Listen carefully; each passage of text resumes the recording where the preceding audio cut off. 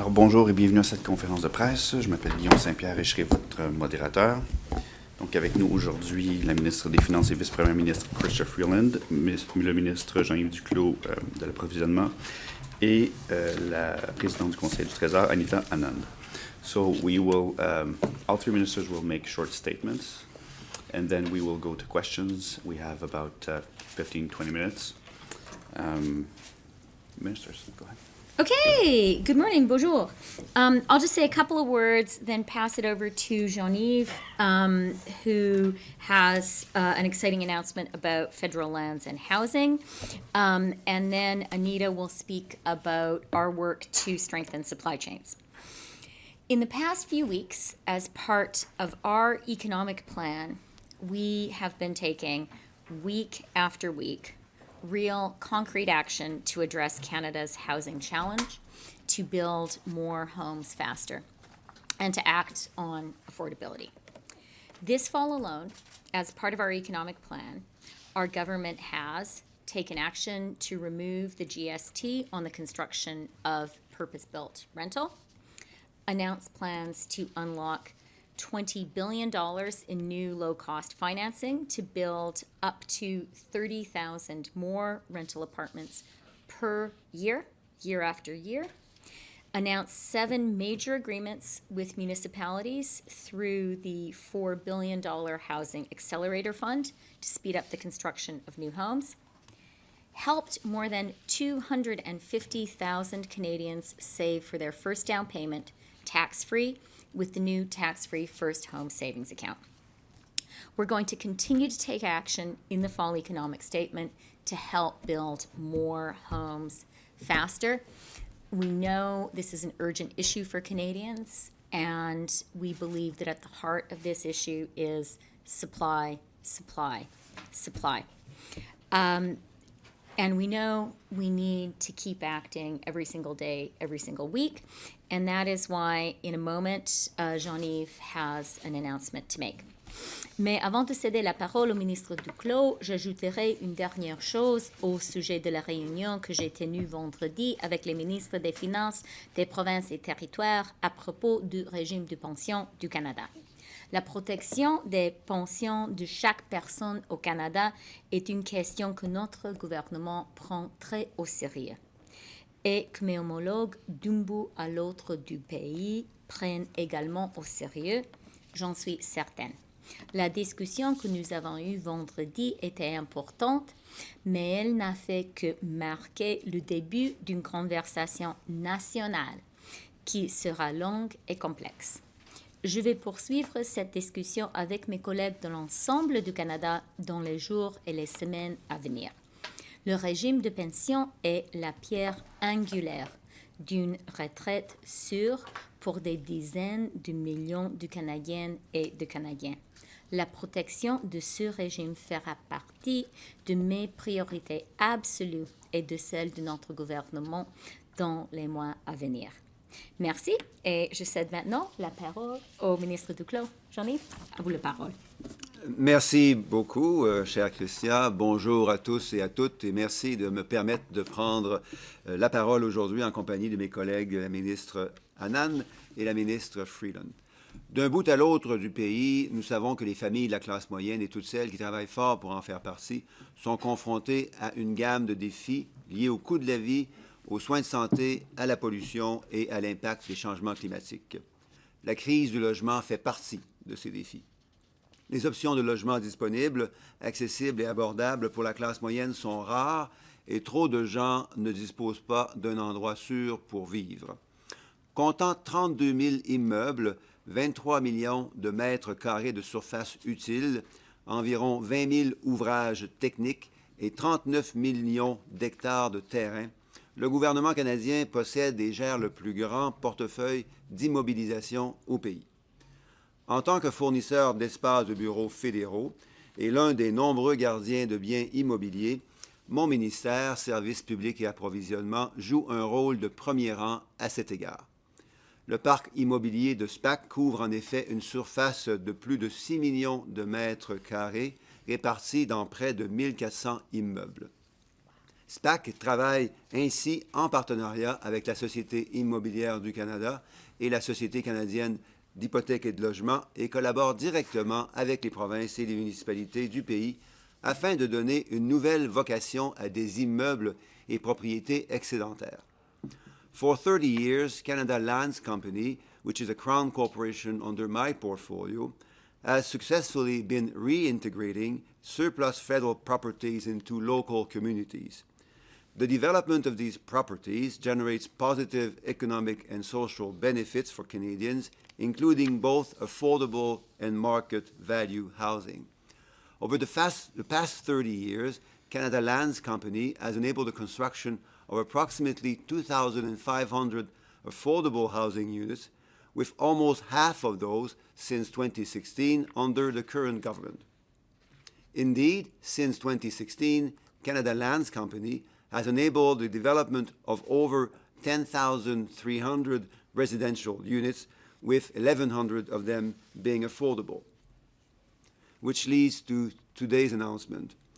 Building on the strength of that record, I'm pleased today to announce that Canada Lands Company, through its agreements with developers, is enabling the construction of an additional 2,800 housing units by the end of March 2024 in a number of different communities.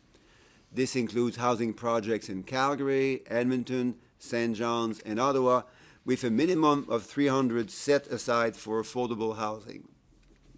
These are significant steps forward, but we know we need to do more.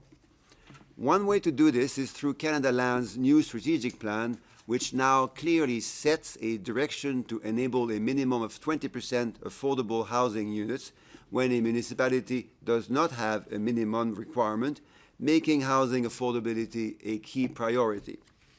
As it stands, it means that over the next 5 years, Canada Lands Company is projecting to enable approximately 26,400 units on its properties, with a minimum 20% of the units to be set aside for affordable housing. This will mean around 5,300 affordable homes in the next 5 years, which is twice as many as in the last 30 years and 4 times as many as in the last 7 years. Permettez-moi de répéter brièvement en français. Au cours des 30 dernières années, la Société immobilière du Canada a permis la construction de plus de 2500 logements abordables, dont presque la moitié construits depuis 2016 sous le gouvernement actuel. En effet, depuis 2016, le travail de la Société immobilière du Canada a mené au développement de plus de 10 300 unités résidentielles, dont 1100 abordables.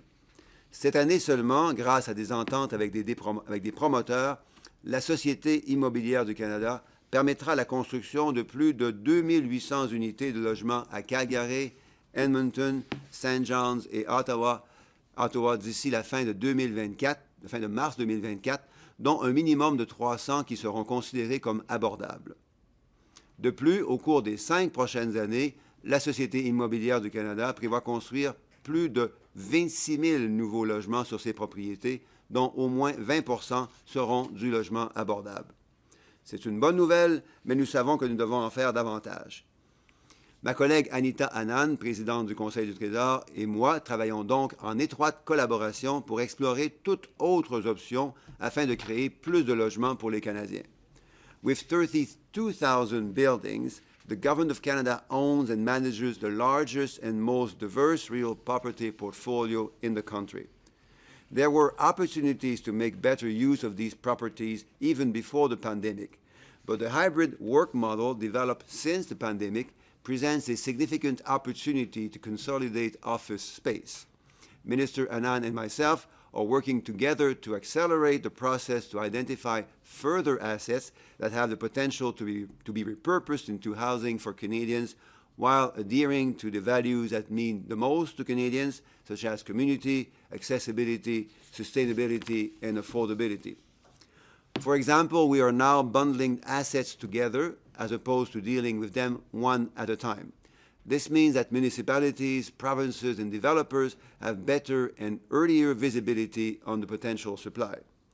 The disposal process includes a number of steps, including the duty to consult First Nations and the solicitation of public purpose interest. In the context of the post-pandemic hybrid work model, we're also working together to gather more information on each property and determine the extent to which each can be used to support housing outcomes and whether more disposals could be completed within the next 2 years. In closing, public buildings and offices have shaped the history of our country. They have communicated the legitimacy and stability of Canada's institutions to its people.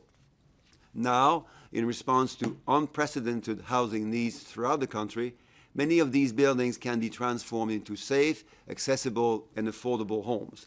This is therefore just the beginning, as we need to step up the pace to ensure that more Canadians have a safe and affordable place to call home. Thank you. Merci, Chrystia. Okay, and over to Anita. Merci les deux collègues, chers collègues. Good morning, bonjour tout le monde. Les Canadiens comprennent que la crise du logement exige que tout le monde travaille ensemble. Il faut que les provinces et les territoires interviennent et il faut que les municipalités se mobilisent aussi. Et cela exige que le gouvernement fédéral fasse sa part et soutienne nos partenaires à chaque étape du processus.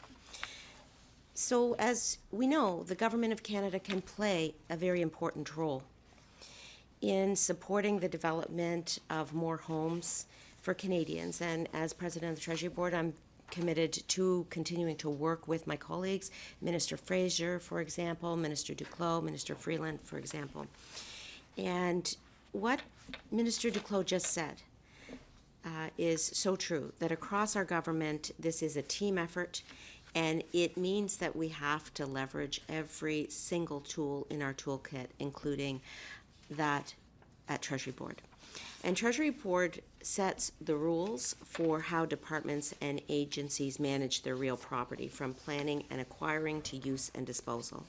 Et en tant que présidente du Conseil du Trésor, je suis toujours à la recherche d'occasions de tirer parti de la souplesse de notre politique pour répondre aux priorités du gouvernement tout en respectant nos obligations légales.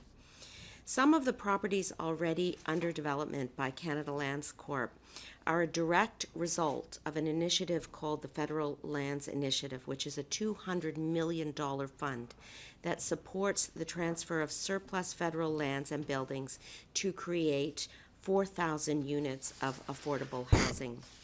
We made sure that when this initiative was established, we put in place the Treasury Board flexibilities necessary so that we could continue to allow properties to be made available at discounted cost or no cost for their development or renovation as affordable housing. Et comme l'a dit Jean-Yves, nous tirons parti de tous les outils dont nous disposons pour faire face à la crise du logement et nous continuerons à travailler ensemble sur ce front. En tant que présidente du Conseil du Trésor, je continuerai de chercher des occasions d'appuyer tous mes collègues et de permettre la création d'un plus grand nombre de logements pour les Canadiens. Before I wrap up, I want to provide an update on our regulations to strengthen and modernize Canada's supply chains. Supply chain resiliency is critical for a strong economy. Alors que nous continuons à renforcer les chaînes d'approvisionnement du Canada, nous savons que les meilleures idées et solutions naissent lorsque nous nous engageons ouvertement et largement. Aujourd'hui, dans le cadre de la troisième ronde d'examen réglementaire ciblé du gouvernement, j'ai lancé une consultation publique sur les possibilités réglementaires pour améliorer l'efficacité et la résilience de nos chaînes d'approvisionnement. Today, I launched a public consultation on the regulatory possibilities to improve the efficiency of our supply chain resilience. The consultation is open on the Let's Talk Federal Regulations platform until January 15th, 2024, and we hope to hear from stakeholders across the board, including suppliers, including stakeholders, including those who rely on supply chains. And as a result of the first 2 rounds of targeted regulatory reviews, departments have developed action plans and are implementing more than 100 distinct regulatory modernization initiatives relating to high-growth sectors and themes.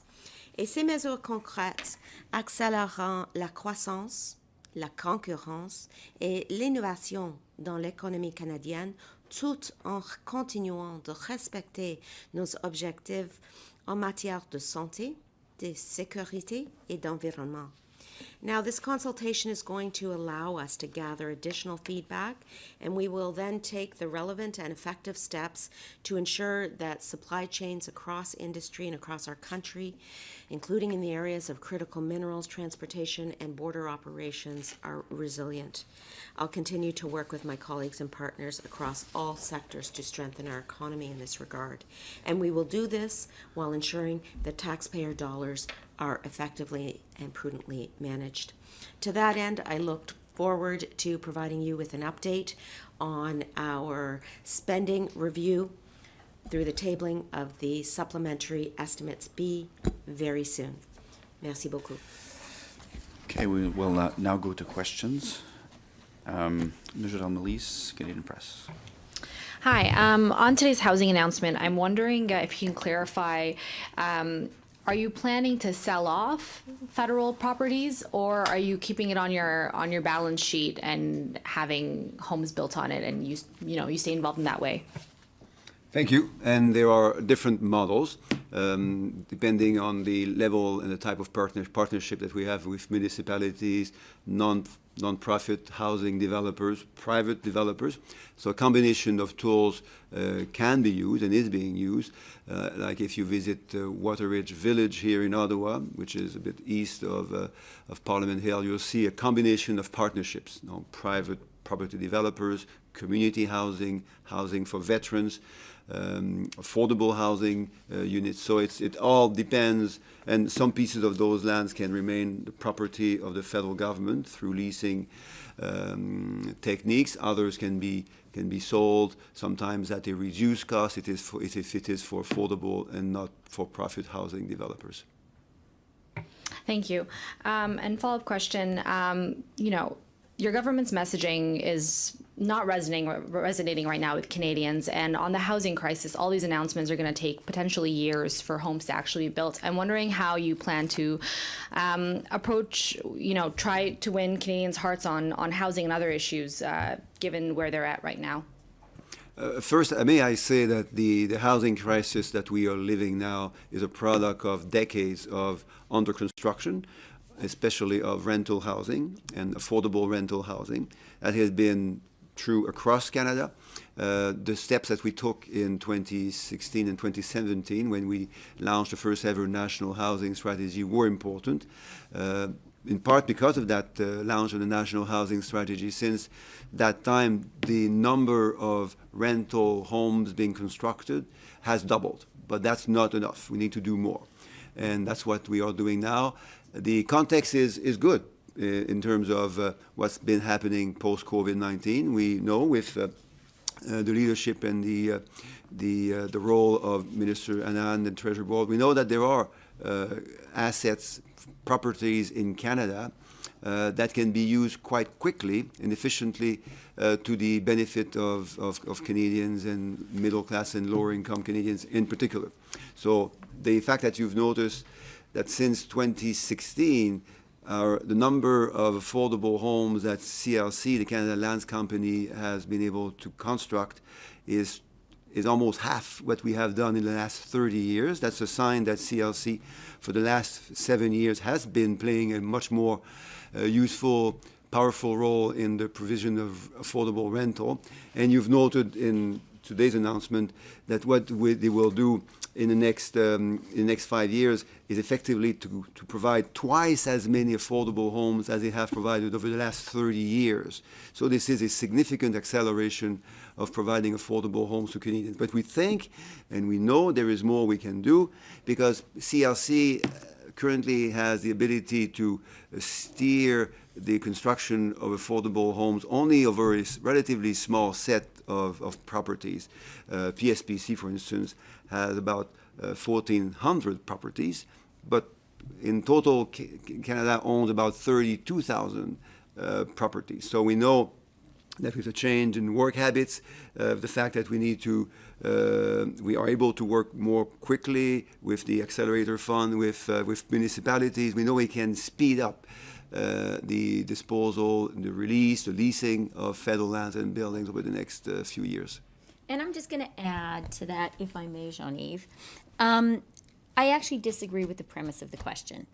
I do think that Canadians across the country recognize that housing is one of our country's biggest challenges and one of our most urgent priorities.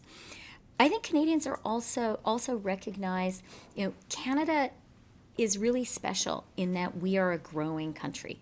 We have a growing population. I believe this is a tremendous social and also economic strength.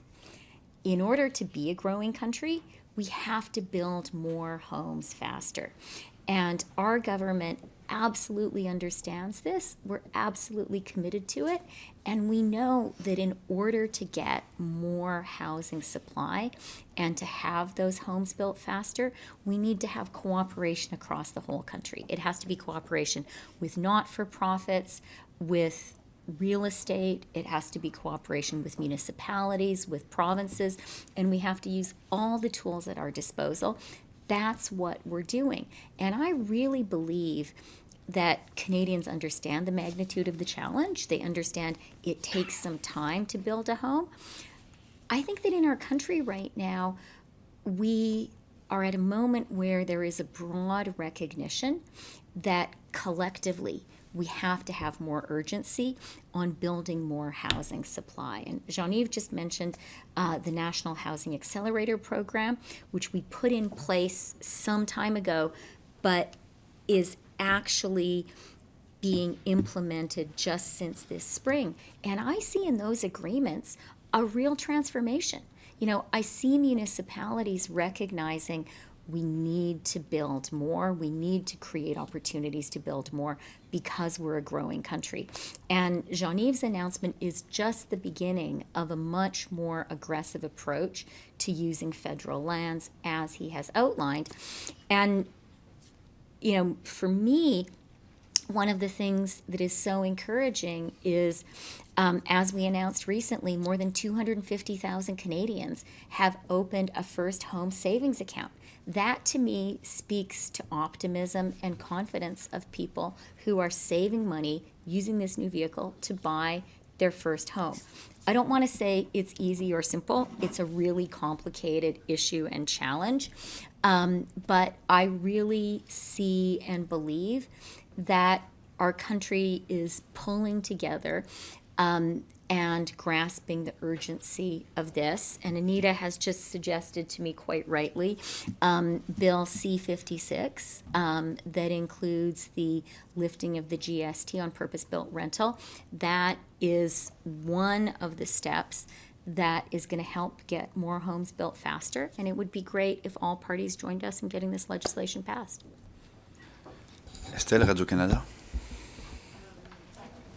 D'abord, pouvez-vous nous confirmer qu'il y a des Canadiens qui ont été ou qui seront évacués de Gaza aujourd'hui?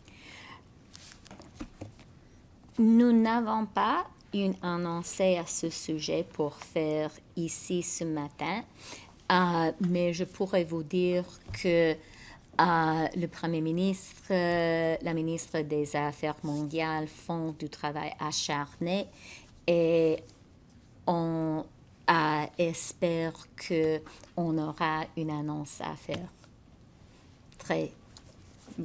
On aura aujourd'hui une annonce à faire. Parfait, on sera à l'écoute. Concernant l'annonce d'aujourd'hui, j'aimerais vous demander de répéter quelque chose en français et j'aimerais aussi avoir des précisions. Donc, ma question sera longue. J'espère que vous pourrez répondre à tout ça. Donc, d'abord, peut-être nous expliquer, M. Duclos, le processus par lequel on va permettre la construction de ces logements-là et à quel moment, quelle année les gens vont pouvoir commencer à habiter dans ces logements. Et si possible, par la même occasion, de nous confirmer que le village des riverains, c'est quelque chose qui avait déjà été annoncé pour Ottawa Et aussi, si vous avez l'information pour l'adresse exacte à Ottawa concernant Carling et concernant Boot. Une grosse question. Merci. Bien, c'est une très bonne question. On va voir si la réponse est bonne. Donc, premièrement, sur le processus. Bien, laissez-moi, c'est compliqué, il y a beaucoup de chiffres. Vous savez, ma manie des chiffres. Résumons ça en 2 chiffres. C'est 2 fois plus de logements abordables qui vont être mis à la disposition des Canadiens dans les 5 prochaines années qu'on a vu au cours des 30 dernières années. Donc, 5 300 unités de logements abordables au cours des 5 prochaines années versus 2 500 au cours des 30 dernières années de travail de la Société immobilière du Canada. Et un deuxième chiffre, c'est aussi presque 2, là, c'est 26 400 unités de logements totaux au cours des 5 prochaines années versus 10 300 au cours des 7 dernières années. Et ce 10 300 au cours des 7 dernières années, il était déjà beaucoup plus élevé que ce qu'on a vu antérieurement. Donc, c'est un signe d'accélération, mais il faut aller plus vite et on peut y aller, heureusement, plus rapidement. La pandémie nous donne une opportunité de le faire. La pandémie a changé les activités et les habitudes de travail des fonctionnaires et ça fait en sorte qu'il y a plus d'édifices gouvernementaux et de terrains gouvernementaux, y compris ici à Ottawa. Je reviens au village là, des Riverains dans quelques instants. Il y a plus de ces édifices, souvent bien situés dans les grandes villes, près des centres-villes qu'on veut revitaliser. Donc, plus de ces édifices qui sont assez facilement, dans certains cas, aménageables en logement et en résidence abordable pour les citoyens qui veulent vivre près des transports en commun, près des services, réduire leur empreinte écologique, réduire leurs coûts de transport. Donc, c'est une bonne nouvelle parce que ça s'inscrit dans un programme plus large des municipalités qui veulent humaniser et améliorer leur centre-ville. La bonne nouvelle, donc, c'est que la Société immobilière du Canada est capable de faire parce qu'elle a déjà une vingtaine de propriétés en stock qu'elle va utiliser au cours des prochaines années, des 5 prochaines années, pour développer ces 26 400 unités de logement. Donc, le processus, c'est que la société a déjà ses propriétés en son sein et qu'elle peut donc travailler rapidement avec les municipalités. J'ouvre une parenthèse rapidement, c'est que la raison pour laquelle, antérieurement, il prenait tellement de temps pour développer ces projets, ça prenait des fois jusqu'à 10 ans, c'est que les municipalités avaient de la difficulté. Pas parce qu'elles étaient de mauvaise foi, ils avaient de la difficulté à faire le travail de collaboration et d'émission de permis. C'est vrai, y compris dans ma région de Québec. Donc, le programme d'accélérateur de logement, le 4 milliards que l'on met à la disposition des villes, va aussi permettre d'accélérer l'utilité et l'usage de terrains fédéraux partout au pays. Et je terminerai en disant que pour le village des Riverains, ce sont 300 unités de logement additionnelles qui vont être disponibles d'ici mars 2024. Mais comme on sait, au village des Riverains, dans quelques années, il va y avoir à peu près 10 000 personnes qui vont être capables de vivre là. C'est un exemple magnifique d'aménagement urbain, de mixité d'usage et de mixité de partenariat.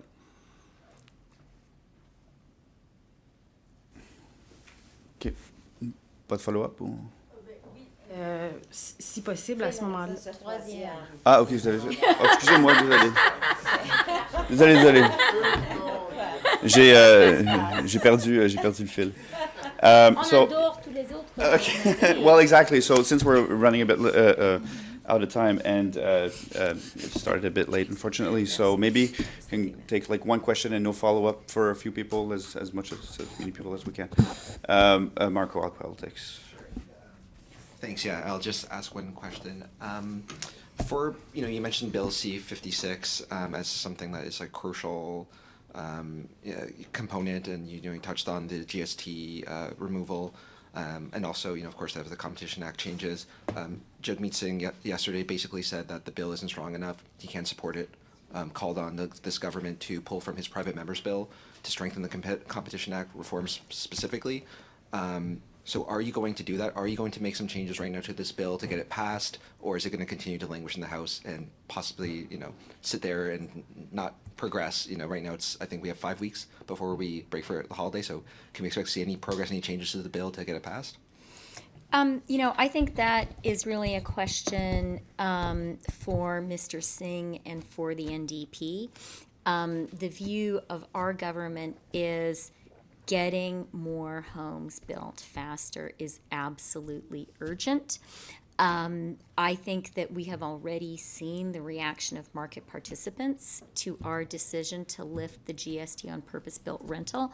It has been very positive, and we have seen provinces across the country in response to the federal action say, okay, we're going to lift the GST too. So I really, am happy to underscore our call on everyone to work with us, get this legislation passed. We disagree about many things in Canada. I think one thing we should all be able to agree on is a growing country needs more homes to be built faster. That is certainly the conviction of our government, and that's what we're just going to keep on working on every day. Brian, Bloomberg. Hi, Minister Freeland. Brian Platt with Bloomberg. Last week, Tiff Macklem said that he thinks it's possible the neutral rate of interest may be higher now than it was before the pandemic. And if that's true, government debt may be a lot more expensive to service going forward. Do you think we're now in a period of long-term higher interest rates? And if so, how's that affecting your budget planning? So I'm not going to comment on some of the hypotheticals that are in there in that question. A thing that the NAFTA negotiations really taught me is how inadvisable it is for ministers to comment on a hypothetical future. What I will say is our government absolutely recognizes the challenging macroeconomic environment, challenging in Canada, challenging around the world. And the challenges are very real for every single Canadian. Every single Canadian is facing real challenges when it comes to the cost of living. Every single Canadian is facing real challenges when it comes to housing. Canadians who have a mortgage are facing real challenges with the level of interest rates.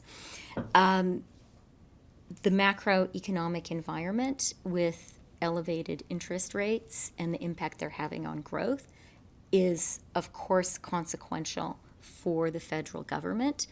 What we are going to do in dealing with this challenging global macroeconomic environment is what we have always done, which is work really hard to find a balance between the necessary and essential investments in Canadians, investments in things Canadians really need, like housing, and at the same time to maintain the fiscal responsibility, which is foundational for Canada and for the prosperity of all Canadians.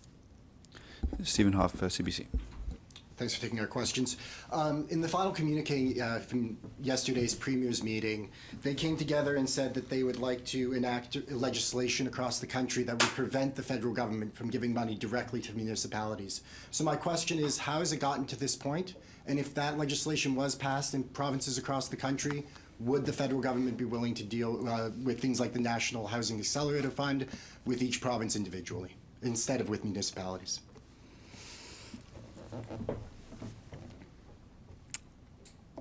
I think that it would be great for provinces to support municipalities across the country to the extent that is needed.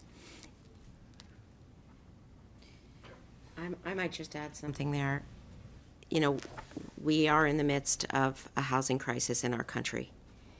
And all of us are members of parliament from municipalities, and we are hearing from our municipalities that they would like to see federal funds flowing to them to assist with the housing shortage and increased supply.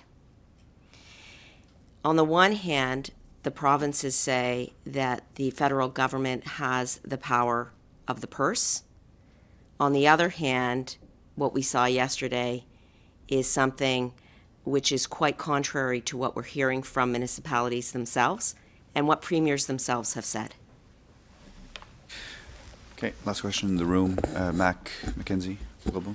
Hi there. The CMHC has said for years now that considerably more housing needs to be built. Today's announcement is less than 1% of the goal that they say they need to get to affordability. Is this honestly the best the federal government can do in terms of building new housing on federal lands? This is one piece, and it's a piece which comes with no cost to the government. This is something which Canadians want. They want to see their cities, their municipalities, especially the larger ones, filled with life and energy and activities. We've seen how devastating the impact of office buildings, including private office buildings, being relatively unused, has in places like Ottawa, Vancouver, Toronto, and Montreal. So I believe this is very good news. And the good news is that this is also done in support of the work of nonprofit housing providers and municipalities. So this is something which we will be building on. Now, again, the good piece, the important piece is that the next 5 years we'll be building twice as many through CLC, twice as many affordable homes as CLC has done over the last 30 years. So you see the speed of acceleration, which is considerable, and it can be also supported even better because of the ongoing work that Minister Anand and I are doing. Because this is a minor input with a significant output. Now, the input is 20 properties. Now, we have many more properties in Canada, which we look forward to developing, again, with the support of and the support from municipalities. Coming back to this earlier discussion, if we want cities to be able to take advantage of these federal properties and federal buildings, they need to have the tools and the resources to be able to work with us directly. So they can't wait for provinces and territories to get their act together. They need to work in this particular context, certainly, really closely with us, so as to accelerate and facilitate the use of these buildings and lands for their citizens. Yeah, and I would just add, Mackenzie, there is no one silver bullet on getting more homes built faster in Canada. It is going to take a lot of steps by a lot of people, and we are all going to have to work together. Today's announcement is significant because this is about really saying we believe that federal lands need to be part of the solution, and this is about one step in a much broader, deeper effort that Jean-Yves has spoken about today to accelerate and energize the contribution that federal lands can make to getting more homes built in Canada. Watch this space. He's going to have a lot more to say. Malheureusement, c'est tout le temps qu'on avait. Je m'excuse auprès de ceux qui attendaient en ligne pour poser des questions. On se reprendra. Thank you, everyone. OK. Merci beaucoup. Merci, On a une merci. réunion du cabinet. Alors.